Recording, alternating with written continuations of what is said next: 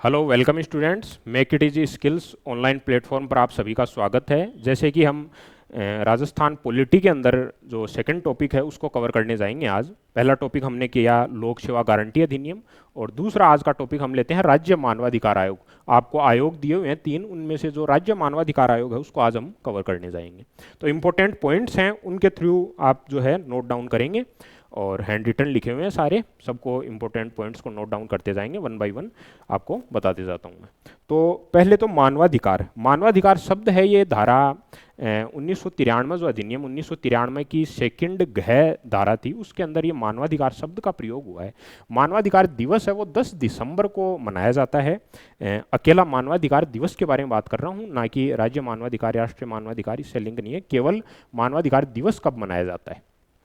अच्छा, राज्य मानवाधिकार आयोग जो है ये साविधिक या वैधानिक निकाय है। ये होता क्या है, एक तो होता है संवैधानिक, मतलब जो संविधान के अंदर लिखी हुई है, और एक साविधिक जो अधिनियम धारा द्वारा बनाया गया है। तो ये जो राज्य मानवाधिकार आयोग है ये साविधिक है, वैधानिक है, मतलब विधि द्वारा बनाया गया है, इसका संविधान में कहीं पर वर्णन नहीं है। तो कहाँ कौन सा अधिनियम बनाया गया, किस धारा के अंदर इसका उल्लेख है, तो 1993 के अंदर जो धारा 21 ए आई, उसके अंदर जो ये मानवाधिकार है आयोग, इसके गठन के बारे में बताया गया है। 1993 के अंदर अधिनियम आया, तभी राष्ट्रीय मानवाधिकार आयोग जो है 12 अक्टूबर 1993 को राष्ट्रीय मानवाधिकार आयोग का गठन हुआ। उसके बाद में 1999 में 18 जनवरी 1999 में राजस्थान के अंदर राज्य मानवाधिकार आयोग का गठन हुआ, और इन्होंने कार्य प्रारंभ, राज्य जो राजस्थान के अंदर है उन्होंने 2000 मार्च 2000 के अंदर इन्होंने कार्य प्रारंभ कर दिया राज्य मानवाधिकार आयोग ने। राष्ट्रीय मानवाधिकार आयोग के बारे में आप 2-3 पॉइंट याद रख लेंगे। 1993 में इसकी डेट याद रखेंगे आप, 12 अक्टूबर 1993 के अंदर राष्ट्रीय मानवाधिकार आयोग का गठन हुआ 1993 की धारा 21 ए के अंतर्गत। रंगनाथ मिश्र जी जो थे वो पहले अध्यक्ष थे राष्ट्रीय मानवाधिकार आयोग के। इनका हेडक्वार्टर कहाँ पर है, दिल्ली के अंदर। राष्ट्रीय की बात कर रहा हूँ, अब बात कर रहा हूँ राज्य की। तो ये मुख्यालय कहाँ पर होगा, ये राज्य सरकारें निर्धारित करेंगी। जैसे राजस्थान का है वो जयपुर के अंदर है, ठीक है। नेक्स्ट देखना कि राज्य मानवाधिकार आयोग एक स्वतंत्र निकाय है, मतलब इस पर जो राष्ट्रीय मानवाधिकार आयोग है उसके अंडर में काम नहीं करता है, ये एक इंडिपेंडेंट बॉडी है, हस्तक्षेप नहीं होता है राष्ट्रीय मानवाधिकार आयोग का, तो स्वतंत्र है ये राष्ट्रीय से। हेडक्वार्टर मैंने बता दिया, और कौन निर्धारित करता है, राज्य सरकार। अच्छा, इसकी स्ट्रक्चर है, कौन कौन इसके अंदर अध्यक्ष और सदस्य होंगे, वो किस धारा के अंदर है, इंपॉर्टेंट याद रखेंगे। 21 की 2 धारा, धारा 21 के अंदर सेकंड जो है उसमें इसका उल्लेख है। कौन कौन होंगे, पहले जो आया था स्टार्टिंग में 1999 के अंदर, उसमें था कि एक अध्यक्ष और 4 सदस्य होंगे। उसके बाद में 2006 में संशोधन हुआ, और संशोधन में कहा गया कि अध्यक्ष 1 और 2 सदस्य रहेंगे, 4 की बजाय 2 कर दिए इन्होंने। कब, जो 2006 में जो संशोधन हुआ उसके बाद में इन्होंने क्या है कि 1 अध्यक्ष और 2 सदस्य कर दिए। बाकी सचिव जो होता है मुख्य कार्यपालक होता है, मतलब एग्जीक्यूटिव पावर उसके पास में होती है, सचिव के पास में अध्यक्ष, सदस्य और मुख्य जो सचिव हैं, मुख्य कार्यपालक हैं, मुख्य कार्यपालक एज इट इज रहेंगे, और सदस्य और अध्यक्ष में जो है परिवर्तन आप ध्यान में रख लेना कि 1 और 4, और संशोधन के बाद में 1 अध्यक्ष और 2 सदस्य, ठीक है। ये इसको हटा देता हूं मैं। 2006 के अंदर जो है ये संशोधन है, उसके बाद में जो है किया गया। इसके बाद में है राज्य मानवाधिकार आयोग के अध्यक्ष के संदर्भ में आपको महत्वपूर्ण बातें याद रखनी है कि 2019 से पहले ये हुआ करता था। तो 2019 में संशोधन हुआ, मतलब 2 बार संशोधन हुआ, एक 2006 में और एक 2019 के अंदर। 2019 से पहले ये था कि जो अध्यक्ष बनेगा वो हाई कोर्ट का मुख्य न्यायाधीश होना चाहिए। 2019 के संशोधन के बाद में इन्होंने कर दिया कि मुख्य न्यायाधीश भी हो सकता है, या फिर हाई कोर्ट का जो न्यायाधीश है वो भी बन सकता है, सेवानिवृत्त या फिर जो कार्यकारी हो वो भी बन सकता है 2019 के संशोधन के बाद में। और कार्यकाल है उसके अंदर भी परिवर्तन किया गया। पहले कार्यकाल जो था वो था कि 5 वर्ष या फिर 70 वर्ष की आयु, जो भी पहले हो उसके अंदर। अब 2019 में संशोधन के बाद में क्या हुआ कि 5 से 3 वर्ष कर दिया इन्होंने, कि 3 वर्ष या 70 वर्ष जो भी पहले हो गई तभी हटा दिया जाएगा। ठीक है। अच्छा, धारा याद रखना कि जो पदावधि है उसकी धारा कौन सी है, पदावधि या कार्यकाल एक ही बात है। धारा 24 के अंदर इसका वर्णन किया गया है। धारा 26 में इनके वेतन भत्ते, और वेतन भत्ते कौन निर्धारित करेगा, राज्य सरकार निर्धारित करेगी। ये राज्य सरकार ही इनको अपॉइंट करती है, तो वही रिस्पॉन्सिबल है इनको। जैसे जो चयन समिति है उसके बारे में बताऊंगा मैं आपको, राज्य सरकार इनको अपॉइंट करती है और नियुक्ति जो है वो राज्यपाल करता है। ठीक है ना, आगे पॉइंट्स में बताऊंगा मैं आपको कि इनकी जो अध्यक्ष है उनकी चयन समिति के अंदर कौन होते हैं। तो चयन समिति के अंदर 4 मेंबर होते हैं। देखो, मुख्यमंत्री, जो विधानसभा के अध्यक्ष हैं वो होंगे, नेता प्रतिपक्ष होंगे, और आपके गृह मंत्री राज्य के, ये 4 मेंबर होंगे। अच्छा, जहां पर विधानमंडल है, विधानमंडल के अंदर विधान परिषद जहां पर है, उनमें 2 सदस्य एक्स्ट्रा और होंगे। कौन होंगे, एक तो जो विधानमंडल विधान परिषद है विधानमंडल के अंदर, उसके सभापति होंगे, और जो नेता प्रतिपक्ष हैं विधान परिषद के वो होंगे। तो 6 सदस्य, मतलब 6 हो गए टोटल मेंबर, जिनमें एक तो ये तो अध्यक्ष, ये चयन समिति के अध्यक्ष बता रहा हूँ, ना कि मैं आयोग के अध्यक्ष। ठीक है ना, तो एक अध्यक्ष और 3 सदस्य होंगे। जहां पर विधान परिषद है वहां पर कितने हो गए, 3 और 2 5, 5 सदस्य और एक अध्यक्ष होंगे, टोटल 6 मेंबर हो गए। तो चयन समिति में कौन कौन है वो ध्यान में रखना है। अच्छा, इनको नियुक्त कौन करता है, राज्य सरकार, या आप बोलो कि मुख्यमंत्री की सलाह पर राज्यपाल इनको नियुक्त करता है। ठीक है ना। नेक्स्ट देखना कि इनको हटाया कैसे जा सकता है। ये अपना त्यागपत्र, इनको नियुक्त राज्यपाल करता है तो त्यागपत्र भी राज्यपाल को देंगे, लेकिन हटा नहीं सकता राज्यपाल इनको। इनको हटा केवल जो सुप्रीम कोर्ट है वो जांच करेगा। उस जांच के अंदर अगर ये कदाचार या असमर्थ पाए जाते हैं या दिवालियापन हो जाता है, तो सुप्रीम कोर्ट की जांच के बेसिस पर राष्ट्रपति हटा सकता है, केवल सदस्य और अध्यक्ष दोनों को। ठीक है ना। वार्षिक प्रतिवेदन, मतलब साल भर के अंदर क्या किया, वो किसको देते हैं, ये राज्य सरकार इनको अपॉइंट करती है, तो राज्य सरकार को ही अपना ब्यौरा देते हैं। त्रैमासिक पत्रिका है, राजस्थान के अंदर जो राज्य मानवाधिकार आयोग है वो त्रैमासिक पत्रिका जारी करता है। उसका नाम याद रखना आप, जो मानवाधिकार संदेश करके इसका नाम है। इसके कार्य वगैरह क्या है, राज्य मानवाधिकार आयोग का करता क्या है, मतलब जहां भी मानवाधिकारों का हनन हो रहा है वहां पर या तो इनको कहा गया हो या फिर ये स्वतः संज्ञान भी ले सकते हैं। या तो कहा गया हो कि वहां पर मानवाधिकार जो है उनका हनन हो रहा है मानवाधिकारों का, तो तब हो सकता है, या फिर ये खुद से भी कर सकते हैं, एक्शन ले सकते हैं, जांच कर सकते हैं। ठीक है। और राज्य सरकार के सलाहकारी निकाय के रूप में भी कार्य करते हैं कि उनको सलाह देने का कार्य काम, कि मानवाधिकारों के पक्ष में बात की जाए उसके बारे में। जो जेल वगैरह हैं उनका निरीक्षण कर सकते हैं। अच्छा, इनके पास में दंड देने का प्रावधान नहीं होता है, ये जांच कर सकते हैं और अपनी जांच है वो सौंप देते हैं, ये अपने जो भी उच्च न्यायालय उच्चतम न्यायालय है उनको सौंप देते हैं। दंड नहीं दे सकते राज्य मानवाधिकार आयोग।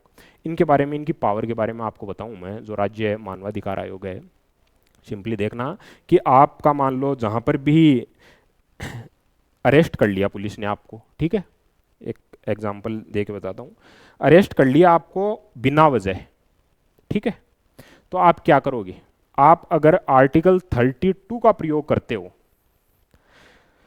इतना कॉम्प्लिकेटेड हो जाएगा आपके लिए कि आपकी सुनवाई ही प्रोसेस, आपके इतना लंबा हो जाएगा सुनवाई का प्रोसेस कि आप पहुंच नहीं पाओगे आर्टिकल 32 का प्रयोग करके। लेकिन अगर आप सिंपली, इनका प्रोसेस क्या रहता है, राज्य मानवाधिकार आयोग या जो भी राष्ट्रीय मानवाधिकार आयोग, इनको आप अपनी शिकायत कैसे भेजते हो, सिंपली फोन से या आप चिट्ठी लेकर तार द्वारा डायरेक्ट आपने लिखे कि राज्य मानवाधिकार आयोग अध्यक्ष महोदय, मेरे मानवाधिकारों का हनन हुआ है, ये तुरंत एक्शन में आ जाते हैं। इतनी पावर है इनकी, और इतना दबाव क्रिएट कर देते हैं ना ये कि हाई कोर्ट पर या सुप्रीम कोर्ट तक इतना हाई प्रेशर क्रिएट कर सकते हैं ना ये राज्य मानवाधिकार आयोग, कि इम्पैक्ट डलता है इनका, आपका भारी इम्पैक्ट आता है, ये मान के चलो। आप आर्टिकल 32 का प्रयोग करके उतना प्रेशर जनरेट नहीं कर सकते जितना ये मानवाधिकार आयोग जो है वो प्रेशर जनरेट कर सकता है। तो ये इम्पोर्टेंट इनकी खास बात है। आपने देखा होगा जैसे मतलब जो फांसी वगैरह की सज़ा हो जाती है उसके बाद में भी ये मानवाधिकार आयोग, जैसा क्षमा जो है वो राष्ट्रपति कर सकता है लास्ट, लेकिन उसकी क्षमा के बाद में भी कोई एक्शन ले सकता है तो ये मानवाधिकार आयोग है। तो आप इनकी पावर समझ सकते हो इनकी। अच्छा, इनकी शक्तियाँ क्या होती हैं, सिविल न्यायालय के इक्विवेलेंट इनकी शक्तियाँ होती हैं, ठीक है। इनके बाहर, क्षेत्र से बाहर के कार्य कौन से हैं, मान लो कोई भी मामला है जो कोर्ट के अंदर चल रहा है, वो विचाराधीन है या लंबित है, तो बिना कोर्ट की परमिशन के ये इंटरफेयर नहीं कर सकते। हाँ, इंटरफेयर कर सकते हैं, लेकिन इन्होंने, कोर्ट ने खुद अलाउ किया इनको, तभी कर सकते हैं। जो भी 1 साल से पूर्व का मामला है, जो भी ये जांच करेंगे उसमें 1 साल, विद इन 1 ईयर का मामला होना चाहिए। आउट ऑफ 1 ईयर ये जांच नहीं कर सकते मामले की। सेना वगैरह, आर्मी वगैरह से रिलेटेड कोई भी मामला है उसकी जांच नहीं कर सकते ये, है ना, क्योंकि सेना, श्रम, औद्योगिक मामले हैं, इनके बारे में ये जांच नहीं कर सकते। और एक इम्पोर्टेंट, जो लोक सेवक हैं, जो नहीं है लोक सेवक, उनके विरुद्ध कोई भी मामला है उसकी जांच ये नहीं कर सकते। ये एक इम्पोर्टेंट।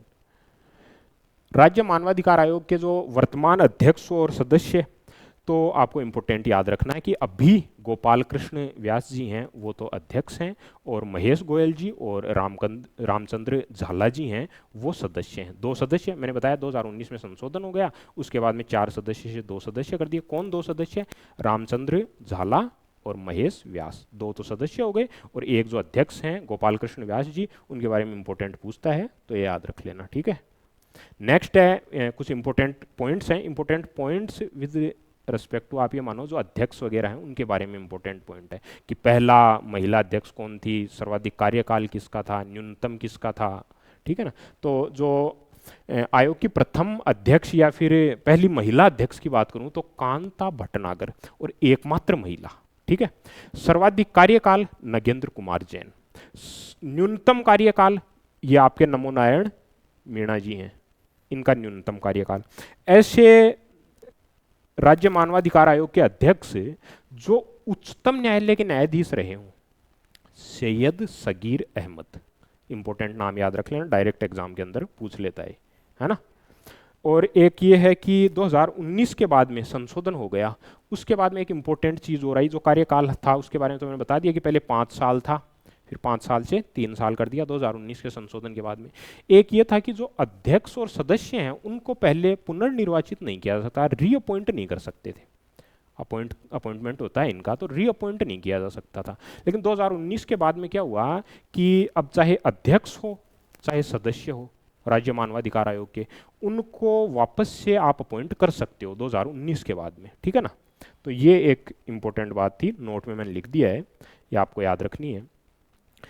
प्रश्नावली में डायरेक्ट ये क्वेश्चन है, एज इट इज पूछता है, या तो धारा पूछता है या फिर अध्यक्ष वगैरह के बारे में पूछता है। इसमें पूछ लिया कि पदावधि का उल्लेख किस में है, तो धारा 24 के अंदर है। नियुक्ति के बारे में धारा 22 के अंदर है। एकमात्र महिला कौन थी, कांता भटनागर थी, और प्रथम पूछे तो भी कांता भटनागरी। वर्तमान में कौन है, गोपाल कृष्ण व्यास जी हैं। और चयन समिति के अंदर कौन कौन शामिल नहीं है, ये ऑप्शन दिया हुआ है। इसके अंदर मुख्यमंत्री, गृह मंत्री, विपक्ष नेता, और यहां पर क्या होना चाहिए था, ये था जो विधानसभा अध्यक्ष हैं, विधानसभा अध्यक्ष जो हैं वो होते हैं चयन समिति के अंदर चौथे। और अगर विधानमंडल, विधान परिषद हो तो सभापति और नेता प्रतिपक्ष 2 सदस्य और होंगे। इसके अंदर राज्यपाल है वो नहीं होंगे, राज्यपाल सही आंसर हो गया, ठीक है। तो ये इंपॉर्टेंट सेशन था आपका राज्य मानवाधिकार आयोग के बारे में। इंपॉर्टेंट पॉइंट्स मैंने आपको हैंड रिटन लिखे, और उसको आपको एज इट इज लिख लेना है। डायरेक्ट एग्जाम में उन पॉइंट्स से आपके पास में क्वेश्चन देखने को मिल जाएगा। Okay dear, thank you. और जो टेस्ट सीरीज है उसके बारे में मैं आपको इन्फॉर्मेशन दे दूं कि सबको टेस्ट सीरीज ज्वाइन करना। आपका 40 मार्क्स का सेक्शन है आउट ऑफ 120, तो आप ये मान के चलो 33% आपका वेटेज है राजस्थान जीके का। तो इसके अंदर आपको जो भी इम्पोर्टेंट होंगे, जो अपने लास्ट साल में आए हुए हैं और अभी जो एग्जाम हुई हैं, उनका सारों के विश्लेषण के आधार पर जो है मैक्सिमम ये है कि एज इट इज़ हमारे पास में क्वेश्चन आए, अधीनस्थ बोर्ड हो चाहे पब्लिक सर्विस कमीशन आरपीएससी है, उन दोनों के कंबाइंड एनालिसिस से आपके टेस्ट सीरीज के अंदर क्वेश्चन रखे जाएंगे। तो आपको अनाउंसमेंट बता दिया जाएगा। बाकी आपको राज्य मानवाधिकार आयोग है, इसके बारे में इंपॉर्टेंट पॉइंट नोट करके रख लेना है, और जो भी क्वेश्चंस आपको यहाँ बताए गए, पॉइंट्स बताए गए, एज इट इज़ आपके एग्जाम में देखने को मिल जाएंगे। Okay dear, thank you.